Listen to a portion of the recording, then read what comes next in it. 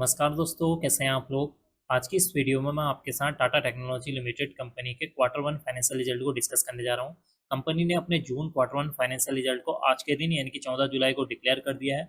अगर मैं आपको कंपनी का रिजल्ट शॉर्ट में बताऊं तो कंपनी की जो नेट प्रॉफिट है उसमें अराउंड 4.93% की तेजी देखने को मिल रही है और कुल मिलाकर कंपनी का जो रिजल्ट है वो थोड़ा ठीक ठाक देखने को मिल रहा है इस क्वार्टर में।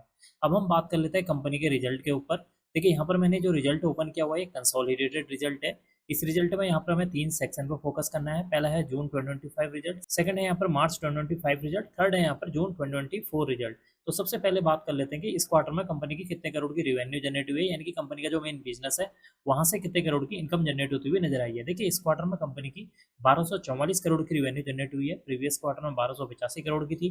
प्रीवियस ईयर में देखेंगे तो 1268 करोड़ की रेवेन्यू देखने को मिली हुई है।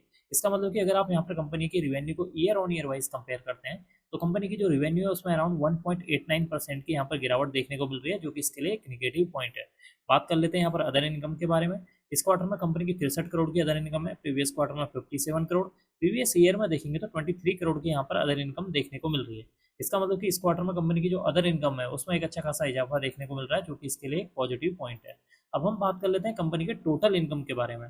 इस क्वार्टर में कंपनी की 1307 करोड़ की टोटल इनकम हुई है। प्रीवियस क्वार्टर में 1342 करोड़। प्रीवियस ईयर में देखेंगे तो 1291 करोड़ की यहाँ पर टोटल इनकम देखने को मिल रही है। इसका मतलब कि इस क्वार्टर में कंपनी की टोटल इनकम है उसमें एक अच्छा खासा जंप देखने को मिल रहा है, जो कि इसके लिए एक पॉजिटिव पॉइंट है। बात कर लेते हैं कंपनी के खर्चों के बारे में। इस क्वार्टर में कंपनी ने 1080 करोड़ के खर्चे किए हैं। प्रीवियस क्वार्टर में 1088 करोड़।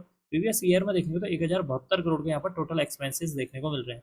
इसका मतलब कि इस क्वार्टर में कंपनी की अगर जो है रिवेन्यू में एक तरफ जो है गिरावट देखने को मिली हुई है, तो दूसरी तरफ जो कंपनी के खर्चे हैं वो बढ़ते हुए नजर आए हैं। कंपनी के खर्चों को अगर परसेंटेज वाइज देखेंगे तो कंपनी के खर्चों में ईयर ऑन ईयर वाइज 0.74% की तेजी देखने को मिल रही है, जो कि इसके लिए एक निगेटिव पॉइंट है।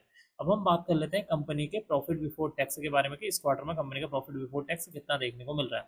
देखिए, इस क्वार्टर में कंपनी का प्रॉफिट बिफोर टैक्स 232 करोड़ है।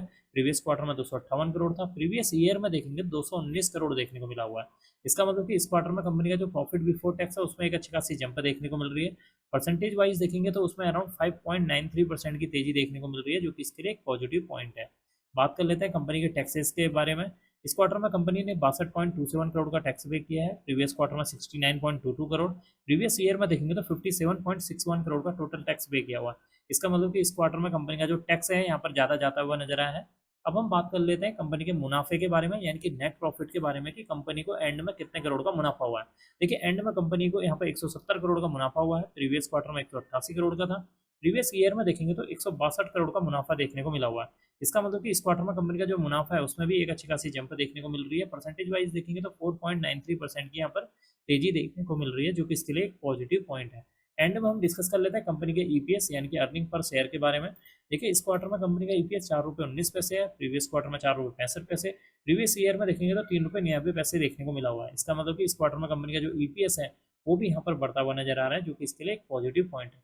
तो कुल मिलाकर देखा जाए इस क्वार्टर में कंपनी का जो रिजल्ट है वो थोड़ा ठीक ठाक देखने को मिला हुआ है, क्योंकि एक तरफ कंपनी की जो रिवेन्यू है उसमें 1.89% की गिरावट देखने को मिल रही है, तो दूसरी तरफ कंपनी का जो प्रॉफिट बिफोर टैक्स है उसमें 5.93% की तेजी देखने को मिल रही है। कंपनी का जो नेट प्रॉफिट है उसमें 4.93% की तेजी देखने को मिल रही है। कंपनी का जो ईपीएस है वो भी यहाँ पर बढ़ता हुआ नजर आ रहा है। अगर कंपनी का यहाँ पर